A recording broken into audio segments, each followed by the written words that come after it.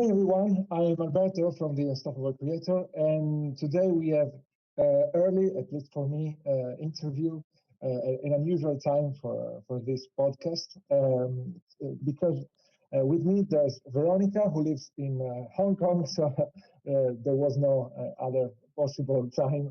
So first of all, welcome Veronica, and thank you for your time. Ciao Alberto, hi everyone. Cuba, Yolanda, I see a few people joining live. Yeah, welcome everyone. And Veronica, uh, we'll talk about processes and habits and mindset, the usual topics of this podcast. But first of all, introduce us to your world, to your life as a content creator, first of all, as a, and also to introduce us to your business in general, and then we go on with the topics. Sure. So I'm an ex-corporate girl. I kind of always start there when I talk about my journey as a creator.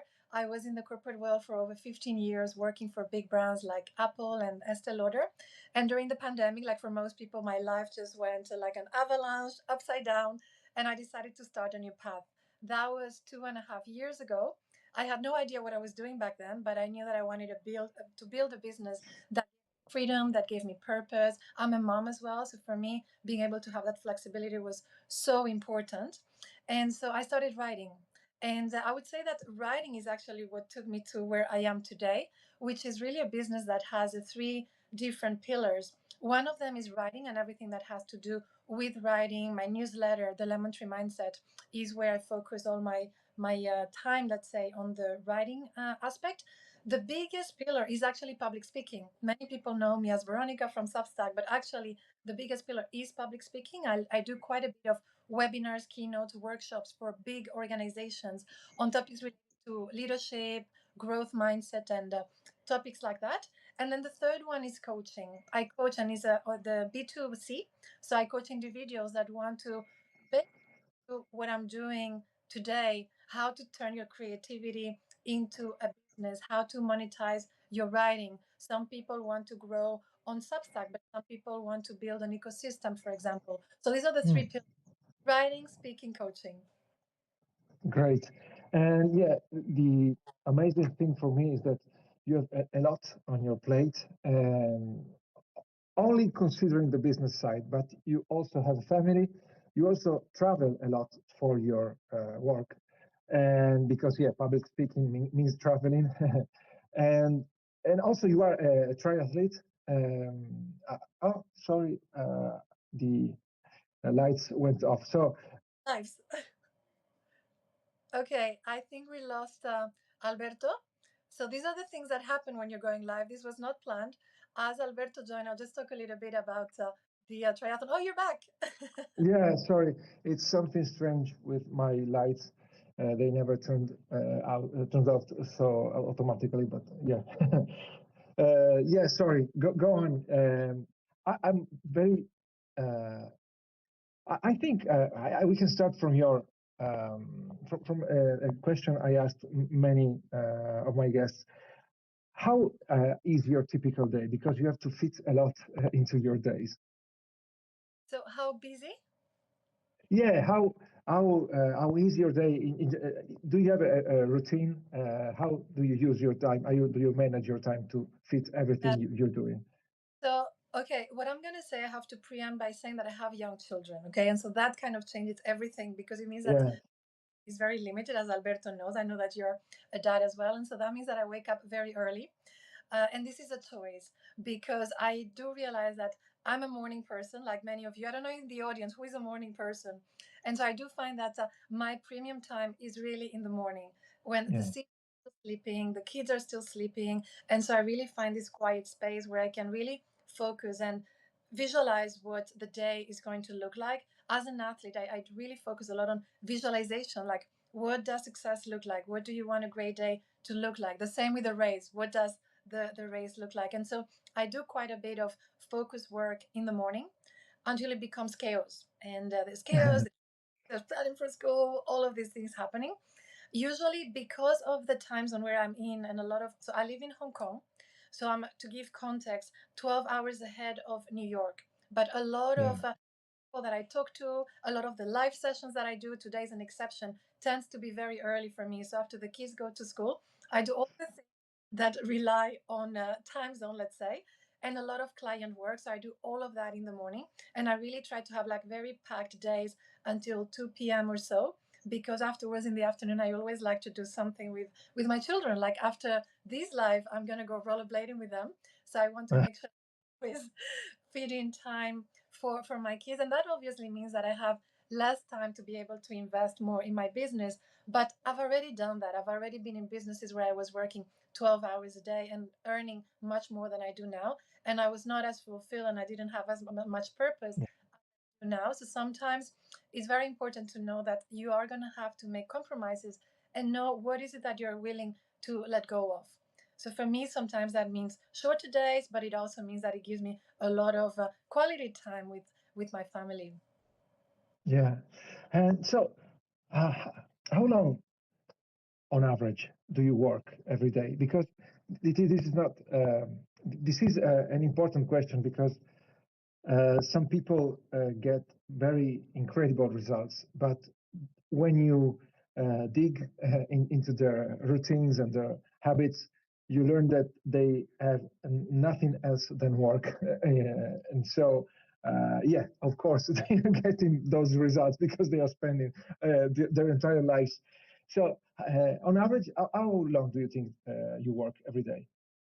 It's really hard for me to try to answer this question. I'm going to tell you, Okay.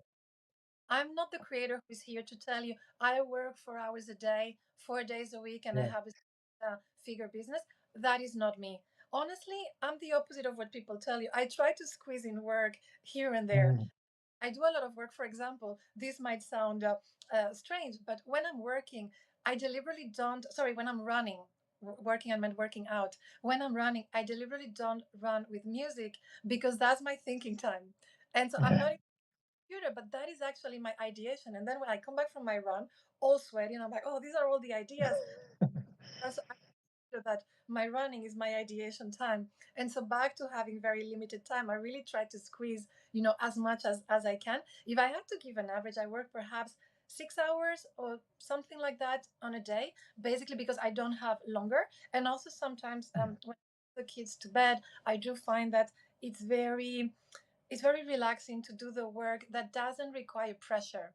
Meaning, if you feel like writing an article, like a draft, but more from the creative aspect, without pressure, without thinking that you have to have like a specific deadline, like really more kind of decompress. Because I find that writing is work for me, but it's also a great way of self-expression, and so yeah. I don't that it's stressful, like working after putting to bed and all of that. I do find that is a way of almost having a bit of closure with the day.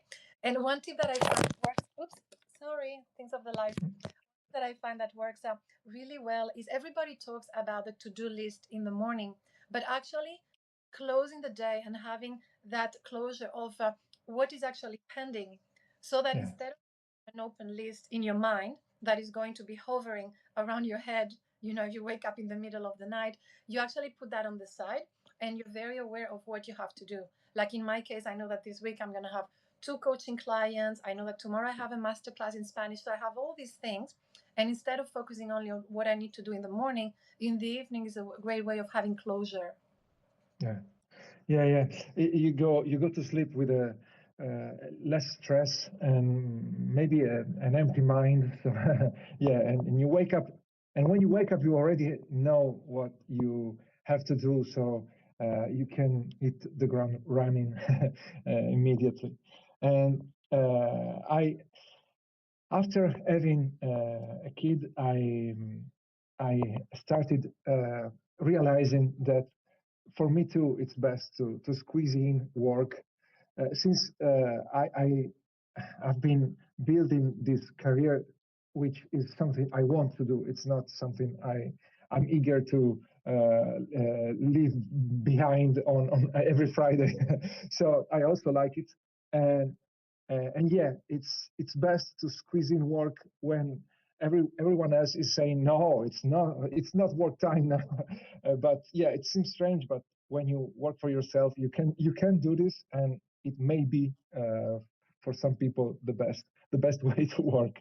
I Yeah. totally agree. Maria was saying that is a great advice. If anyone in the audience has other advices on how to deal, how to be more productive, feel free to put it in the chat. And thanks, Maria, for participating. Yeah, thank you. And we will talk for about half an hour. So if you have questions or anything, put it in the chat, and we'll surely answer. And I was thinking about, yeah, I w- when you left corporate world, do you think you grew quickly as a new business owner? And so, do you think you brought with you something you learned from your corporate experience, helped you uh, make the right decisions fast? You obviously made mistakes. You shared it, but uh, uh, with respect to other people who didn't have who start a business without previous experience, you grew pretty fast. Do you think something from your job helped you, and what?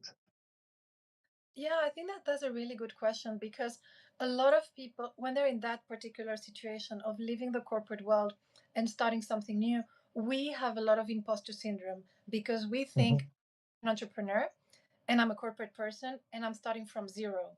And so I had to do a lot of reframing to change that story and change that narrative because no one starts from zero. Whether you come from the corporate world or whether you come from something else, we tend to say, oh, everybody starts from zero. Actually, we don't. We have professional experience, we have personal experience. And so there are a lot of skills from whatever past you have that you can transfer. In my case, having been at Apple, I was used to talking to very big teams. And even though I had never been officially a public speaker, I was like, hold on, I've done this for so long. I've been in town halls where I had to talk to all these different employees. So there goes a skill that I could transfer. I've also traveled a lot, for example, and that is not necessarily related only to work. I've always lived in a lot of different places because of my family, of my dad, and so on. So that also allows me to connect with people from different languages. I mean, you and I, you're Italian. We've spoken a little bit of Italian. So I think it's not only what you bring from the corporate world, it's trying to think laterally. And what are Yeah, things that from a different world? I have found, interestingly, that even the triathlon is something very, very niche. And some people actually don't really know what triathlon is. So it's a sport where you have three sports in one. And they say, why suck at one sport where you can suck at three? That's what triathlon say. It starts with swimming, then you go on the bike, and then you go on the run. Very niche. But I notice that it attracts a lot of people when I talk about it because I don't bore people with the story of my triathlon, but I talk about the mindset and how being a triathlete allows me to build resilience and how it allows me to have a lot of discipline. And so these are values and concepts that people can relate to. So, yes, when yeah, you talk about the corporate world, there's a lot in there leading, command skills, being in situations that are very uncomfortable so that when you're doing a live and your phone falls, you don't feel all nervous and freaking out because you've been yeah. through situations that are probably much worse than that. So I really encourage people in the audience to think about not only your previous job, but what are these other skills, these other worlds? It could be your hobbies, it could be things you're passionate about, it could be side experiences, and how they can make you be a better creator. For me, that's the key. Is it something you do or did intentionally? This kind of repurposing your life and work experience, because I know I'm very bad at it. I'm wasting a lot of what I learned and tried and achieved in my over my life, and but I could reuse it in my content, in my product, in my work with clients. And so, did you maybe sit down and write down everything you could use in your content or in your business, or is it something that comes natural? So, to be very honest, I would love to give you this answer of I had this clarity and this strategy, but I didn't.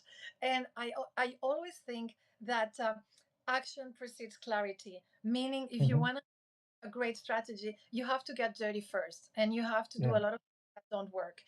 let me explain what I mean. In my case, my starting point as a creator was actually LinkedIn. Coming from the corporate world, it just made sense that that was a platform where I already had a bit of a first mover advantage, let's say. And so what I started doing, having no idea of being what being a creator meant, is I started to share things about my life. And so that strategy didn't go very well because one day I was talking about triathlon, and the next day I was talking about my experience as a leader at Apple, and then the next day I was talking about starting new in a new country that was Australia. But what it taught me is that I had to be able to find the connection between the elements. I'm not a niche person. I hate the idea that you have to stay within a niche because I think humans, we are multidimensional. And when you tell me that you're only going to write about one thing, it actually makes me very suffocate. And Yeah, so what I did realize is that we actually have room to talk about other things, but what I was doing was not working because I was randomly talking about these different topics. And then at one point, and this was maybe after 6 months or so, I realized, hold on, there must be a way that I can connect these different topics. And in my case, I'm talking about triathlon, I'm talking about my corporate life, I'm talking about being a mom, and make this fall under a bucket. In my case, I talk a lot about growth mindset because as a creator, yeah, is not great strategy is also having a mindset, a positive mindset, a mindset of abundance. I talk a lot about collaboration. And so that's where I realized that me and you and anyone has the opportunity to bring these different aspects of your life and find a way to make them fit and gel with a topic that you're talking about. For example, I don't just talk about my life being a mom because that's probably not that interesting unless I was a blogger who is focusing on yeah, moms, but I can talk about how hard it is to be a mom and to try to do everything time and the guilt that I feel sometimes for being here and not with my kids who are outside. And I think a lot of moms and dads who are listening to me, they might be like, "Oh, actually, that's true. I can connect to that as a creator." So I bring it back always to this world. Or in triathlon, the longest race that I've ever done was an Ironman. It took me over 12 hours. I wanted to quit so many times, yeah, along that journey. And I make a parallelism and a comparison between wanting to quit in sports and wanted to quit as a creator. When you do something, you create a product or you post something and there's no traction and you see that you don't gain momentum. So that's what I mean by mhm, this connection, in a way that you don't have to stay within a niche, but you have your theme and you start to build around it in a way that feels very unique. And so, in your case, Alberto, you have so many different areas of your life, like being a dad, for example. One of the reasons why you and I connected early on is because I love when you were sharing about your kid that you had to drop him at kindergarten, how difficult it was. So, that was an aspect. You also have your business outside being a creator. Many of us have these different faces, like I'm Veronica, the speaker, but also Veronica, the writer, the author, the mom who is trying to get everything sorted with more or less success, right? So I think that's the key for me is trying to find the magic link. yeah. And I think at the root is it's something I always think about. It's you first of all have to be aware of your feelings, of your thoughts about everything you experience in your life, and in some way keep track, remember what you lived and what you thought about what you lived and what you felt about what you lived. This is the first step, because if you go through life unaware in a way, you just miss all these things, and then you don't have anything to connect. So I through my interviews, I I've seen that basically every guest has a high level of awareness. They um, recognize what's happening, and they remember what they noticed. And some people do it naturally. Some people keep track of it, maybe journaling. Do you do some journaling or something like that, or do you have everything in your head? So I do something in between. It's a hybrid. I don't really go into an actual journaling, but very often I write stories or I might have an experience that I want to make sure that I'm able to marinate later. And so I Yeah. just note, for example, on my phone. So that's what I Okay. usually, but I do a lot of reflection on experiences, both positives and negative, and see what I Yeah. learned, because my way of creating is very often teaching what I'm learning, the positive and the negative, and I'm very transparent in the way that I do it, and that requires to have a lot of self-awareness, because if you don't, otherwise you're just focusing on the wins, because that's the easy thing to focus on. So I think it's important to keep that balance and that self-awareness of what did I actually learn from these. Yeah. And yeah, reflection. And do you do reflection? Do you reflect? Uh, you just write down what your thoughts are, or you have prompt questions you use? Because for some people, without a guidance, it's hard to reflect and to extract what's helpful. Yeah, so for me, very often, the reflection that I tend to do is a little bit zooming out and trying to look at the big picture. And why am I doing this, for example? Or if I have a project, how does this connect with the overall picture of what I'm trying to do? Yeah. Let's say that I'm writing something, for example. I'm also an author. I've published multiple books, and typically you get stuck at some point. You have writer's block. And what helps me is get out of the computer, get off the screen, go outside, and really focus on why am I writing this book? Like, what is the real reason? Like, my latest book is called The Anti Procrastinator. And so sometimes I would go outside, look like I'm procrastinating, but I wasn't. I was actually trying to understand what am I trying to do with this book? Who am I trying to impact? And when you reconnect with your reason and your why, it's easier to move forward, because I'm like, oh, actually, I'm trying to help people who are going through something similar to what I'm going through right now. They might think that, what if their book is not enough? What if their writing Mhm. gets rejected? This is the people that I'm writing for. So get back, pull yourself together, and keep going. So I think a question that is very, very powerful, instead of having a long list of prompt, is Yeah. really, why am I doing this? And then you start to, pull that string, and it takes you to your vision when you start to ask why. And sometimes you realize that maybe you have to ditch certain things, maybe you're going in the wrong direction, or maybe you are actually in the right direction and you just need to stay focused and keep going. So why Yeah. is magic question, the five whys. Yeah, yeah, or maybe even more until you don't get to until you get to a good reply, the good answer.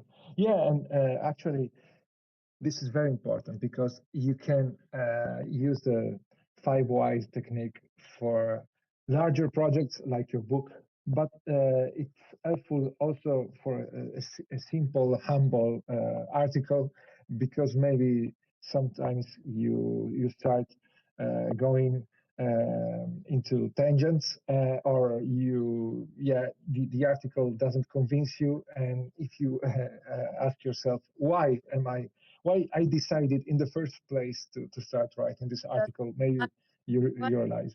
one beautiful thing that I see in the comments of both Maria and Jill. They're talking about the importance of Yeah, I how see. to write. And actually, I agree. These are my notes. I do a lot of. And apparently, according to science, there are research that shows that it's much more powerful to write the actual exercise of handwriting than actually writing in the iPad. So with my kids, I make sure that the writing that we do is all together, sitting down in the handwriting. So absolutely, Jill and Maria, I'm 100% with you. Yeah, I feel it too. When I handwrite, it, maybe it forces you to slow down. I'm a fast thinker, and I constantly have a clash of thoughts in my mind. And yeah, when you write down by hand, but at the same time, um, it's handwriting. It's not searchable, and so I'm afraid when I want to save something for the future, I need a way to digitize it.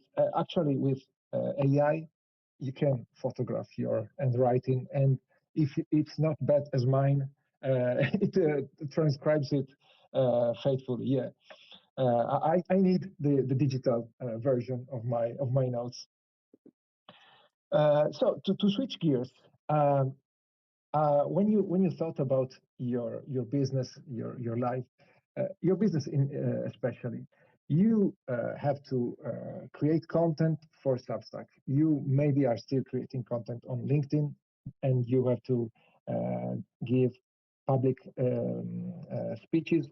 That means preparing the speeches, and you are constantly doing webinars, and so you have very different activities. So it's hard. Usually, it's hard to switch context and to move from one to another and to decide how much time and how much energy dedicate to every activity. When I talked with David McIlroy, he told me that he has a very uh, repetitive routine every day. He dedicates almost the same amount of time to every activity, and at the same moment, early mornings are for fiction writing and so on. How do you switch between context, between activities? Because it's a source of distraction. For me, it has always been, because maybe I stop working for a client and I have to work for another client, and I keep thinking, oh, maybe I could have used another solution for my client, for my previous client problem. So how do you switch between all these Sure. activities? I can actually take a different approach to answer your question. I think a lot of people get very stuck into the operational aspect of how I'm going to divide my work. But if you actually zoom out, very often the biggest problem is not so much the switching activities, is having a clear strategy. And I say this because I used to be pulled in different directions because I was pulling myself in different directions up Yeah, until here. I was present in all these different platforms. I was writing on Medium. I was trying to do something in Facebook and Instagram. I was also on X, and then I had LinkedIn, and then I had Substack. And I was thinking, well, the more visible I am, the more impact I'm going to make. And that was so draining. It was really a lot of hours without seeing a lot of results. And so earlier this year, I really had a brainstorming with myself. And I said, okay, what is my strategy? Because I have all these different pillars that I mentioned before. So I have the writing, the coaching, and the speaking. And how am I going to make sure that everything works together? And it was very interesting because I realized that the people that I'm talking to when I'm doing public speaking, unless I'm doing webinars for my community, but generally speaking, I'm talking to organizations. So my ideal yeah, client, they're not the people who are listening to me today on this live. Is going to be heads of human resources who are looking for a trainer. Is going to be heads of diversity, equity, and inclusion who are looking for someone to talk about inclusive leadership. So I realized that these people are on LinkedIn, in my case, the most professional network out there. And so my strategy is when I'm thinking about public speaking and ideal clients, I'm focusing on LinkedIn. So that makes it very clear because I have a very clear path. And for me, as long as I post around 4 times a week on LinkedIn, which might sound like a lot, but actually it becomes very second nature because you create and in a very organic way. I talk about what type of public speaking I'm doing, what is a lesson that I've learned, how I'm preparing for my next talk. So it doesn't actually take that much work. And so that's the chunk of LinkedIn. And then the other part is the writing and the coaching that go hand in hand because there I'm actually targeting the same people, the same population. It's writers, it's creators, it's people who want to publish books, for example. And that's where I dedicate my time to Substack. Substack is my main channel, let's say. I dropped everything else. So that also makes it very clean. And so what I do today, I even reduce the number of posts that I was sending. I do twice a week. Usually once is free, the other one is paid. hmm, And use the group chat in a very organic way. I don't really tie myself into a specific hour, also because I live in Hong Kong, so I don't want to be tied to a schedule. I escaped corporate world for a reason. And so that means that my day can be much more organized knowing that I have these two pillars. So then when it comes into the actual execution, what yeah, I do often is for my public speaking, for example, is very much driven by project. So if I'm going to have a webinar for a client that is happening in 2 weeks, then I know that I have to have the presentation ready, and the week of that webinar I try to clear everything from my schedule. I don't have coaching calls, I don't have webinars. So I'm very deliberate on how I plan ahead so that I have like my space to be able to think. One thing that helps me, and everyone does this very differently, I like to have days that are more like my busy days. Like today is super busy. This is the last meeting of the day. It's almost 5 p.m. in Hong Kong, but I've had like 4 meetings, one coaching client today. Is like a my creative day. So I love having a day where my mind is not thinking. I have a live session and then I have a webinar, and having like this thinking space. It's super helpful. Like Fridays, usually I try not to schedule anything because I think for creators it's so important to have creative time and not get Yeah. caught on operational stuff. Interesting, interesting. So the strategy simplifies the strategy, helps you identify the few things, the few core things you have to do, and then you try to yeah, you use the tactics, let's say, that you just listed. Okay. Um, yeah, there was another thing that came to mind a moment ago about, yeah, I asked almost everyone about the writing process, not because I think there's magic in the writing process, there's the perfect writing process, but because when you learn different approaches, maybe you can steal from everyone some trick and find your personal writing process. So you already told us that you like the creative aspect, and maybe sometimes you write just about what you want to write about. And I mean, I'm referring to the free content for now, not the paid products. So what is your writing process when it comes to your articles on Substack? So, in terms of my process, what I'm trying to do is to move away from more ad hoc posts. Let's say one day you're talking about productivity as a creator, and then the next day you might be talking about how to go live, for example. So, this is what I mean by more ad hoc content, and trying to work in a way that feels more cohesive and more Okay. organized. I think for people who are listening and who are maybe struggling to find what is the next topic to talk about, one thing that I like to do, and I've just finished literally, is pick one topic that you're comfortable with.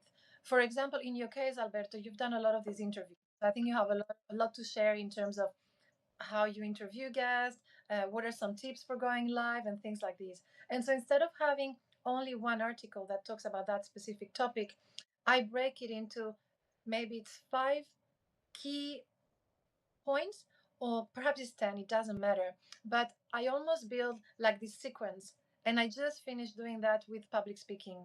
So I create this you can call it ebook, or however you want to call it, that I did on Substack.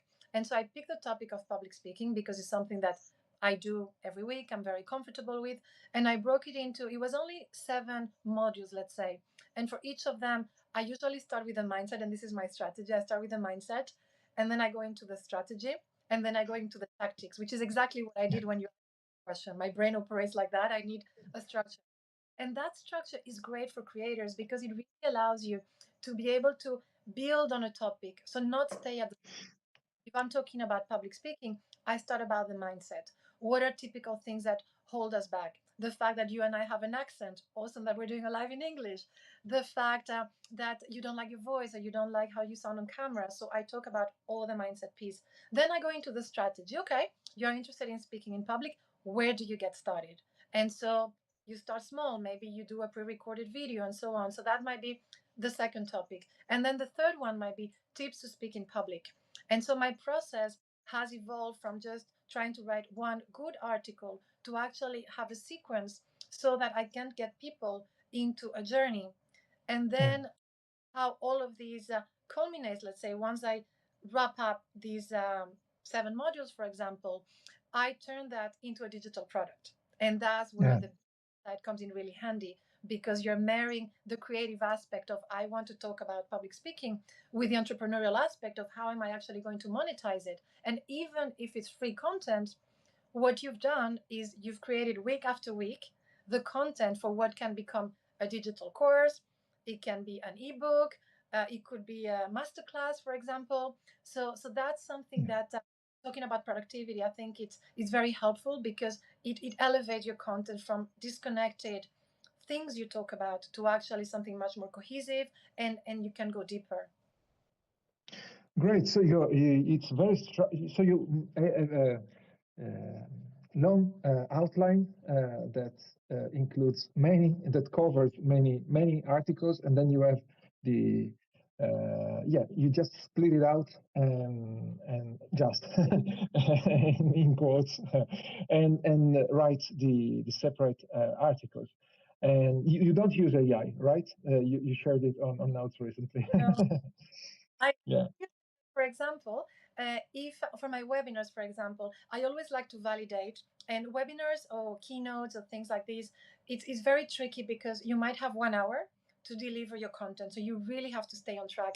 And I Mhm. always, yeah, what is a good outline if I'm going to talk about 1 hour of inclusive leadership for a group of 70 people? I want to have interactions and so on, and I usually have my own outline, and I like to check, to have almost like a brainstorming buddy. But when it comes to writing, and I know that I might be criticized or I might be glorified or something in between, I don't like to use AI because I honestly love the process. I love to get my hands dirty and getting the Mm. messy process. And there is beauty in going through your own chaos and saying, hey, I had 10 ideas and this is the one that moves forward. I think it makes us more intelligent as humans when we actually go through that creative. Yeah. Yeah. It's like the training in the gym is the perfect analogy because the more you strain with your mind, you use your you bump into problems, any kind of writing problem, the more you get used to solve them. Yeah, and I'm always curious. How long do you spend on drafting and editing your pieces? Because for me, editing is very dangerous. It can take the draft in half an hour, 60 minutes is ready, depending on the length of the article. But editing can go.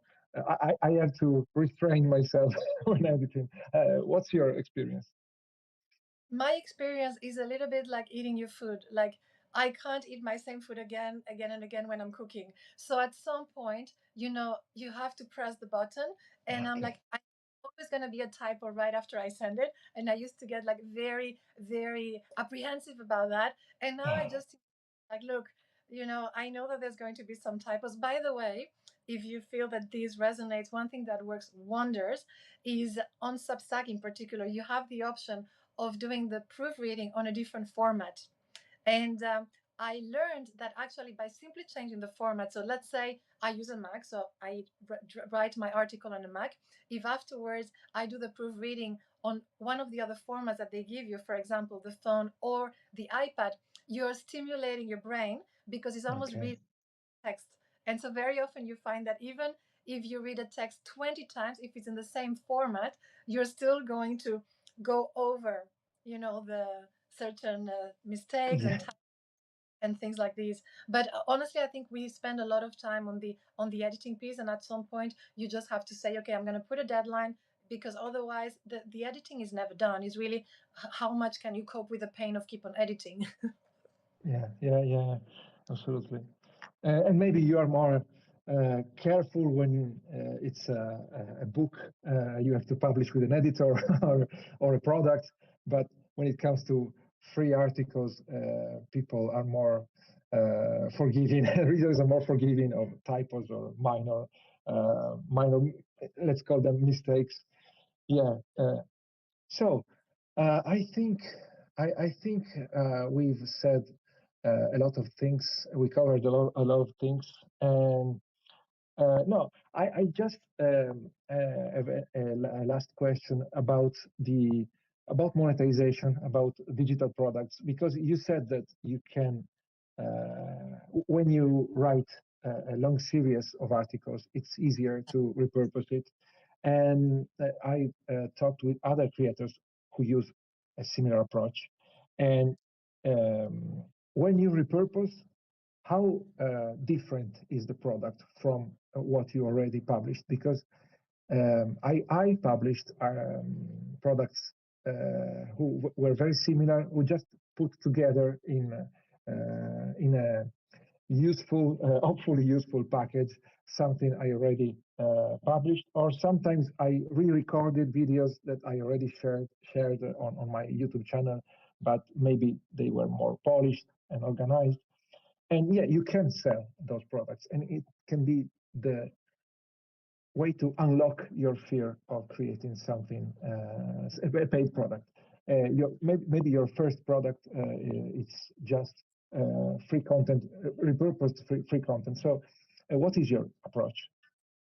So very similar, and I would recommend if someone in the audience has never launched a digital product and you want to get started, I think a good approach is exactly what I described before. So you pick one topic that you're comfortable, passionate about, and where there is a profitability. So make sure that you check that there is a demand for Yeah, that specific topic. And then maybe you have your 10 articles that you send as free articles every week to your subscribers. From there, you consolidate everything, you curate it, you put a nice cover, and that could become an ebook. And that's the low hanging fruit is to start with that. I always say start small. Then yeah, the next level is maybe have something that is going to elevate it. For example, you're talking about videos. I just launched a course on Substack on Gumroad. And so what I did is I took content that I had from before, but it's very different. I actually looked at it with fresh eyes and I said, how can I turn these into something that is very actionable, into something that also feels that is very like a journey for someone, for example, who is new on Substack. Where are you going to start? I always start with the mindset. Why are you yeah. doing this? What are phase. Then I go into what should you consider when you're launching your publication. So I go step by step. And for each of the modules, I recorded a video that was exclusively for that course because also you want to make sure that it's elevated. If it's just the same content that you publish for free, then you might not sell to as many people because you've already published it. So you want to dial up the element of exclusivity. The interesting thing is that I literally just launched this course and 100% of the people who have bought it are actually from Substack subscribers. So people who had seen similar content, but Yeah. not exactly the same. So that's very interesting because it's like you're incubating interest in a topic so that when you launch something about that topic that is more professional, that is more elevated, people are interested in it. Mm. And as regards the recent series about public speaking, you have both free articles and I think a couple of webinars, right, about public speaking for your paid subscribers. The webinars covered different topics, or you expanded what you already thought about in your talked about in your articles? So this was a little bit of an experiment, to be honest. So Ah, I decided to do because I think experimenting is just part of being a creator. You don't know if it's going to go absolutely. well. Well, it wasn't even a webinar, it was a live session. So I said, okay, I'm going to go live and talk about public speaking. And so what I did is kind of bring everything to life because I find that very often when you read a book or when you take a course, you get to the end and you're like, oh, this was really interesting, but everything feels that it's scattered and spread all over the place. And I thought, actually, I would really love if I was learning about something that the instructor at the end of whatever that is, in this case, a course, tells me, hey, this is what we learned, and kind of brings everything home and is a way for the brain to kind of be centered and be able to connect all the pieces, the mindset, the challenges, the strategy, the tactics. And so that's what I try to do in a very actionable 30-minute live session of bringing everything together. It wasn't about overwhelming people with new content, it was about connecting the pieces of the previous content. Ah, interesting. Yeah, yeah, yeah. It's a very interesting experiment. How did it go? How did it feel? Doing the webinar, you mean that The discourse? live. Yeah, yeah. It was great because honestly I knew where I was going, and it was also a test for me, like, do I know what I'm talking about? Like, am I journey? Because sometimes you're like, does this make any sense? And so it was for me to push myself to say, okay, I have a promise that I'm going to help people become better public speakers and get monetized for their work. How am I taking them on this journey? So it was a great way for me to go back to my content and say, okay, let's start with a mindset. And then from there, where do you get started? I know that you're probably listening to me and thinking, how do I get started if I want to speak in public? So you start perhaps with a pre recorded video. Then you connect with someone like Alberto and you do a live session. Then you pick a topic that you're very comfortable with and you do your first webinar. And so I started to bring all the pieces together into this live session that hopefully helps people consolidate all the knowledge that they've been getting from the different modules. Okay, okay. Interesting. I really like how intentional you are and always experimenting, but with a clear direction, I guess. Thank you for your time. You've been very generous, and thank you for everyone who joined us. Obviously, they can look for you by searching for your name, which is pretty unique, and also, yeah, the lemon tree mindset, of course. I think there's no better place, right, to reach out to you. Absolutely. The lemon tree mindset where we grow lemon trees together. Yeah. Yeah, perfect. And for all the other interviews, go to the Unstoppable Creator. They are very visible on the on page. You can't miss them. And yeah, the recording will go live in a couple of days. And thank you again. If you have any parting not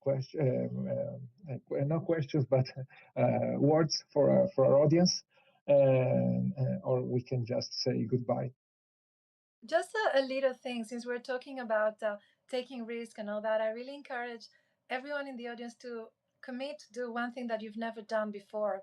Because I only started public speaking when I was 41, and I never thought that I was going to do it. And it all started with that one little step of saying, I'm going to take a risk and I'm going to get out of my comfort zone. So whether it's speaking, whether it's launching your first digital product, whether it's going live with Alberto, I really encourage, okay, after this session, I feel that I can do it. So that would be my closing pep talk for today. Perfect. Thank you. Thank you for the encouragement. Instead of just do it, just try it can be the right mantra. Okay. Thank you, and yeah, have a good night and skating session, I guess, with your daughters. And thank you, everyone who joined us. Goodbye. Ciao.